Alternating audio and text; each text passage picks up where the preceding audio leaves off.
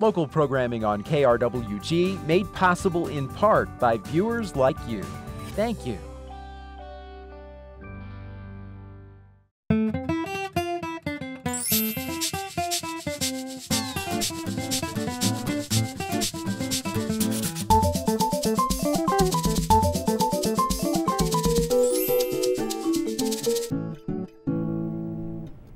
Hi, welcome to Fronteras, A Changing America. I'm Monica Ortiz Uribe.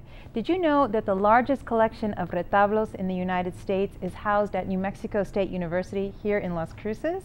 Retablos are religious paintings, usually done on wood or tin. Some are very old, dating back to the 18th century. Dr. Philip Lewis is a film professor at NMSU, and he just finished a documentary about the retablos. The documentary debuted this week on campus, and his work will be part of an exhibition about the retablos in January. And Dr. Lewis is the guest on today's show. Welcome, Dr. Lewis. Thank you very much for having me. So I just gave a brief description, but I wonder if you would tell us in more detail what a retablo is, where do they come from, who made them? Yeah, sure. Well, retablos are an interesting religious icon that dates back really maybe all the way back to the Greek and Roman times, when there would be a statue or a painting made to honor a god or God himself, and then it got passed off to the Spanish and then the Portuguese, and then they ended up here in the United States or in the Americas, okay? Because what happened was when the Spaniards came, they brought their religion with them, and part of that religion was required these iconographic images, which were basically, you know, the Holy Family, saints, special saints that for special things that you required in your life, or saints that you would pray to. Maybe even your family's saint. Some families would have their own saints that they would pray to. And who painted these? Well, how they got turned into these particular retablos came from Mexico, and retablos come into two different categories. One would be a saint or the Holy Family, and the other one would be called an ex voto, which tells a little story about maybe a time when you were praying for something, or someone was ill. You prayed to a certain saint or something, and then a miracle would happen and the person would get better, okay?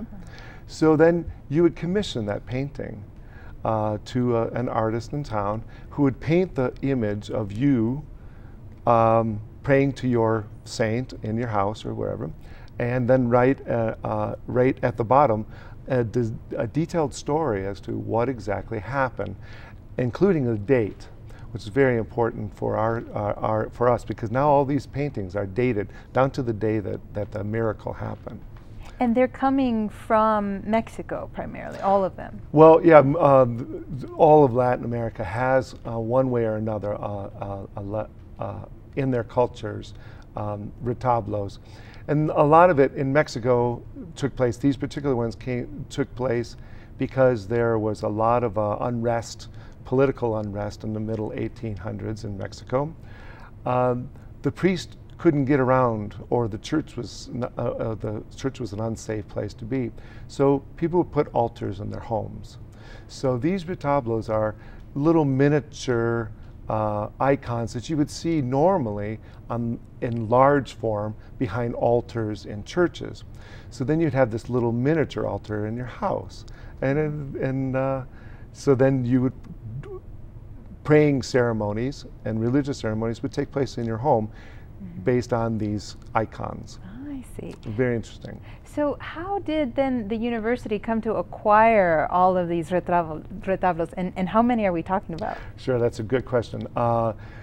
These things, there were so many of them made that, and a lot of them were painted on tin. We can get into that in a second, but these things were made because there were so many miracles that took place. Then a new miracle would happen, and they'd take the old retablo off and throw it into a box. So after a while, you could go into a rummage sale or a market and find a box of these things for a couple of dollars. Okay, and when this is like maybe in the 50s and 60s, right? And they were old. They're some sitting of them, in people's and garages. Yeah, end up mostly in garage kind of sales. rusting. Okay, and then so people would go down and they say, "Oh, look at these cute little pieces of folk art," right? So you get a whole box of them for a couple of bucks. You bring them back over, and they ended up in families, prominent families in Las Cruces. I don't remember their families' names, but a whole bunch of them in the mid 60s, mid 70s. Someone decided that these were pretty important, and that they were worth collecting because they stopped being made once we started doing regular and ongoing printed, machine printed things, lithography and things. So they stopped painting these religious icons. Well, they became very important, so we gathered them all together, and they were donated to the art gallery in the late 70s. Since then, we've been trying to figure out what to do with them in the art gallery, and I'd say we, meaning the art department. So around 1999, a conservation program was started here, one of only 2 in the United States, it turns out, undergrad program. Where is the other one? Maryland. Wow, In that's Maryland. far. Yeah, it is far. So undergrad, so they're teaching people conservation, museum conservation in this department, and the advanced students will get a chance to actually restore 1 or 2 of these retablos, which will take forever because there are 1,700 of them. 1,700 1,700 retablos of them, here at the yes. university. All between 50 and 150 years old. And so what's involved in the restoration project, and in what kind of shape are these retablos in? Well, it varies. Some of them are on wood and some of them are on tin. They're in pretty good shape. I'm really surprised. I learned a lot about it by making the film. I'm not an expert in it, but I can tell you that when you hang a retablo on the wall that's tin, and there's humidity that gathers between the wall and the tin, and that makes it start rusting, okay? And the iron on these pieces of tin and iron would start rusting, and sometimes would rust all the way through. And those are very, and they're in pretty bad shape. But the paint also was mixed maybe by hand. There was no manufactured paint, so there'd be lots of pigment issues, and that would fade over time. If they were exposed to sun, if they were exposed to any of the elements, they would fade away. But they're in remarkably good condition, and you can see a lot of detail in them, a lot of. And is it is it because they're in such good condition? Does the process of restoring them, is it uncomplicated, or is there some really fine work involved? Oh, well, I learned a lot about that too while making the film. No, it's very complicated. There are certain standards that have to be upheld if you want them to actually be restored and be pieces of art for your future and generations. You're going to have to do it right. So yeah, they do testing, chemical analysis, really analyze the whole thing, make a plan for each one of them. Starting with the back, seeing what's going on, stop the rusting process from the back, and then see what they're going to do with the front. And one thing that I noticed and learned about the process is that you never really do anything that's permanent. So if we actually make a change on a retablo in the conservation of it, there's a way for us to erase that and start again. So you're never actually making permanent restoration, which is great.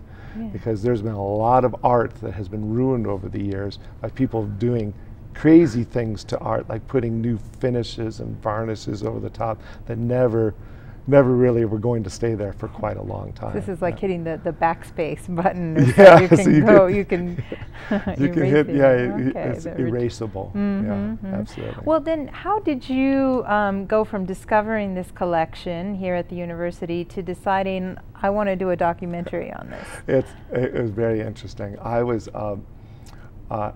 in the art gallery, and I was talking to, there was an exhibition last December, I think, of the retablos, and I thought that was very interesting. And I met a friend of mine, Terry Jacks, for dinner, and he says, you know what, you should make a movie about the Retablo collection. I said, yeah, maybe I should. And that just bugged me over the Christmas break.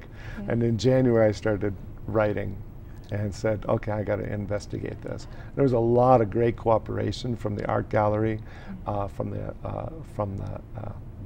art department, and the experts in retablos and retablo restoration.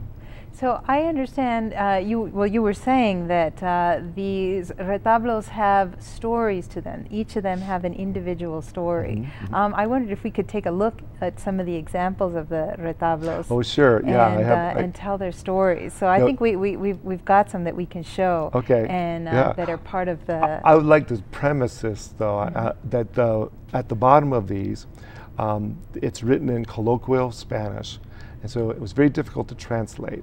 And it's very faded away. So what we had to do is sort of get as close as we can to get the words out of it, translate it, and then turn it into a narrative that we could make it into a film. So I was working with a writer named Deb Johnson, and the two of us had to go through this process. So I'll look at some of these now. Well, here's the first one. Tell us what we see. And this is good. First of all, what you see is on the bottom. On the bottom, you see a priest and a sick man, an image of Christ over on the right, and then the story. And this particular story was pretty obvious. And this is the story. Is written by and for a woman, the mother of the sick soldier who's down there at the bottom. She says that she wrote a letter, and she lost her son. She didn't know where he went, but he went up to Montana in the United States, and he fell ill, and that was the last thing he got. So her prayer was to thank God for this priest who looked after her son, and allowed him to.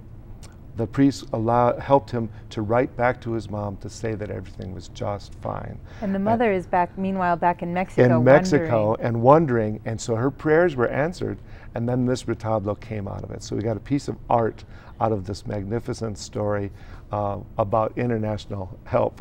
Wow. Yeah. So it was a bit of a mystery to unravel for each of these retablos to figure out what the story was. You got some clues from what was written on them, and some clues on what's actually in the painting. Right, and then when we tried to put it into a 1 or 2 minute story, and then figure out a way of cinematically saying the story. To allow the retablo to come alive, basically. Wow, that's and it's cool. It's fun. People are enjoying watching the retablos come alive. Well, let's check out another one of the do we have pieces. another one? And these will be. Oh, there it is. Okay. Okay. Oh, this is a heart-wrenching story. This is a young lady. She's in a closet. It's hard to see, but way in the background is a guy without a shirt on and a bottle, and she's hiding in the closet. And what we discerned was that she has an abusive stepfather who has his way with her, and we're thinking, we didn't want to actually speculate sexually, but it's there. Certainly abuses her in one way or another, and so she prayed to have him go away, and this retablo was her survival. He went away, and she's thankful. And she's thankful, and this is the retablo that came out of that. And I see there's a saint also in front of the picture. Zapopan, Zapopan, and she hides Zapopan figure in the closet with her, and that's who she is saying all of her prayers to. In every one of the retablos, whoever it is that you're praying to is included in the retablo. So that could be, whatever, Saint Andre, the Saint first Saint one Paul. was the crucifix. Well, right, and that was a Christ figure, and this was Our Lady of Zapopan. Wow, wow, yeah, no, wow, that is a heart-wrenching story. The thing about this is that I really loved it, and it included this a lot in the film, was that this is a story that is a reflection of Mexican culture from 150 years ago that is gone if you don't pay attention to it. And it's all painted right there at the moment.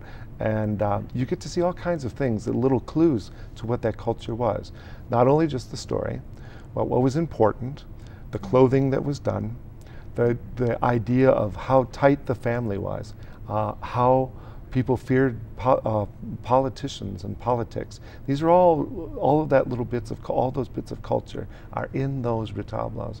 And that's what made my filmmaking storytelling really easy. And also what's remarkable is that there's some of the same stories that we deal with today, centuries later. I mean, soldiers going off to war, abuse in children. These are topics that still come up in car wrecks and surgeries and everything that we still talk about and fear in our lives were things that we did retablos about in the past. Well, we have one more. Okay, so let's take a look at the last one that we've got to show.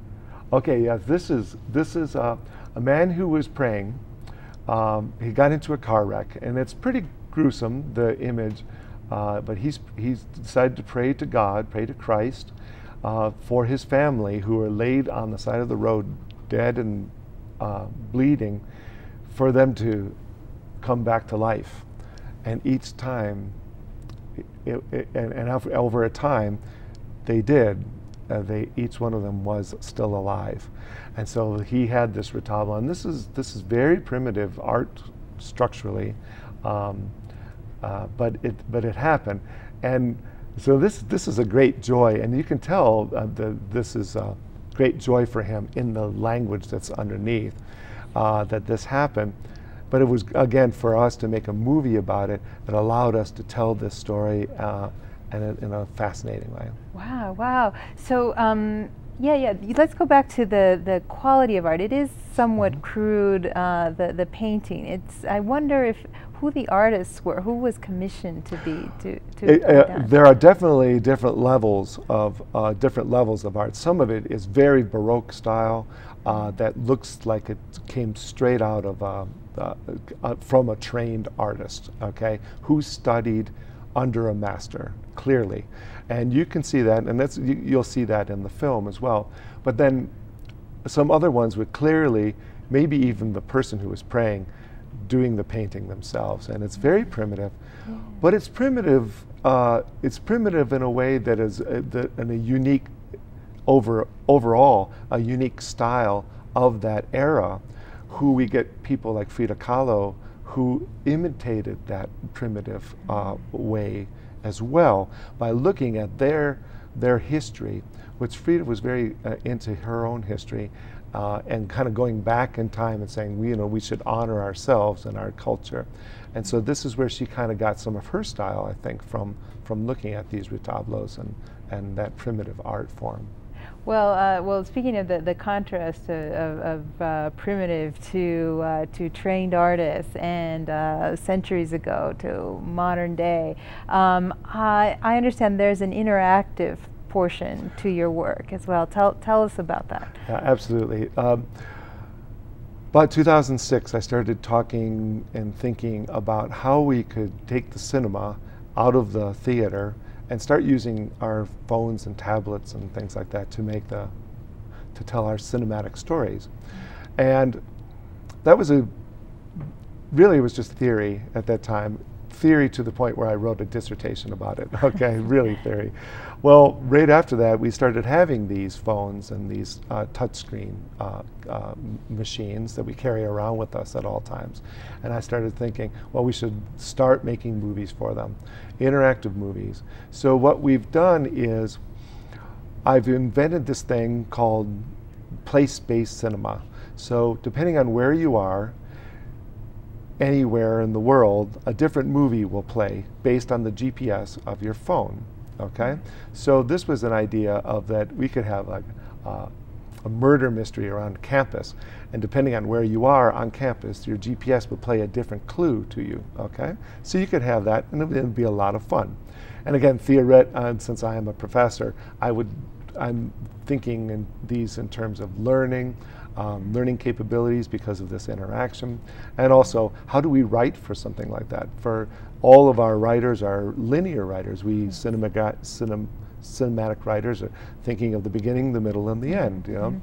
And so how do we write when your feet decide which chapter is going to be playing next, and your audience decides? There's a lot of power taken away from the writer. So how are we going to give that up? So this is where I do my theories. Now, relating back to the Retablos, we've taken 8 of the Retablos, and we've made those stories with actors and green screen and studio and telling the story and music, and edited them all together. So depending on which Retablo you're looking at, you'll be able to touch your tablet or your phone, and with a pair of headphones, have the whole story sort of told to you in a unique cinematic way. And so, in full disclosure, I participated in one of these films of the Retablos. You were praying. Yeah, and at the time I didn't quite know the full story, and now I'm you're even all more excited about yes. it. Yeah. Yes. So tell us. So given that, tell us, how did you produce the documentary? Where did the funding come from, and where did you get your actors? Yeah, let's start in-house. Let's start with the actors. Everybody was in-house. People get excited about making movies around here with the Creative Media Institute and KRWG here being, and so people love being on TV and things like that. So we got a lot of volunteers, and we pay them in popcorn and beer and whatever it is that they wanted, right? But there's very little money in this. But what ends up, there are like 30 or 40 people who helped us make this movie, from producers to writers to shooters, and then every one of those 8 Retablos has 3 or 4 people in them. So we had to reenact all of those people. So people got to, there was a street fight in one of them, where you had 4 or 5 guys with knives and theatrics, and then people, we had Saint Antonio de Padua from Italy, and his little Christ figure, Christ is sitting on his lap, and Christ is holding a flower. So he comes alive, and that was one of a CMI student who decided that he would do that because he had the right haircut at the time, and he kind of looked like him too. So that was Ben House. A lot of people really helped out in this. I can only say thank you. How did I produce it? With my checkbook. I use my own equipment. I have my own little studio and things like that. But we did. It was an act of love. That's for sure. It was an act of love. Nobody really participated financially. However, I think it really benefits the university, and maybe that they'll be able to use it, and that might be one way of paying our producers and writers and things like that. So then tell us, how will it be a part of this upcoming exhibit that's happening in January? Sure. What we're going to do is trying to make arrangements. I cut a version of it that will go up on KRWG and possibly be distributed amongst PBS stations across the western part of the United States. What I wanted to do is open that exhibit around the same time that it goes up on, so kind of it all fits together. And the movie explains a little bit about how to work the place-based cinema, and then with the exhibit as well, we'll be able to have people go into the art gallery here on campus, and have downloaded the app ahead of time. And then they'll be able to open the app at the art gallery and then have these movies show. That's how we hope it's going to work. Oh. But we're still working out the kinks on that. So you could technically come in with your phone, having downloaded the app ahead of time, and get to watch these mini films. Yeah, absolutely. And they're going to keep it for about, from what I understand, keep it there for 6 or 9 months. So we have a lot of opportunities to have fun with this. And the documentary, in addition to airing locally Right. on this channel, will it have any other showings in the community? Or? Yeah, I'm planning on showing it to the community via KRWG. I think that's very important that they support your local public television station. Yes. All right, but I'm going to put it into festivals, and it will go around the United States and go internationally as well. There was part of the film was shot in Monterrey, Mexico. I had a second unit down there of other students from a friend of mine's program down there, and so I will be taking it down to Monterrey, and we'll have a premiere down there as well. Okay. So it's been very exciting. And are there any events tied to the January exhibit in terms of receptions or any? Oh, I'm sure that there will be, and there should be something in the public. You just watch the university website then? Yeah, I think that's a good idea. Okay, yeah, very absolutely. good, very good. So. And just give us a sense of what you're working on now. Yeah, it's a good question. I've been commissioned to make a series of interactive ethics films for the Daniels Foundation for Business Ethics. So I have two more of those to write and produce over the next 6 months or so. So I'm working on that, and then get back to some more fun stuff. Yeah. Very good. Well, I'd like to thank you for coming on the show, Dr. Lewis. My pleasure. And we'll really look forward to seeing the documentary and the exhibit in January. I want to thank you for helping. My pleasure. Okay. This has been Fronteras, A Changing America. I'm Monica Ortiz Uribe. Thanks for watching.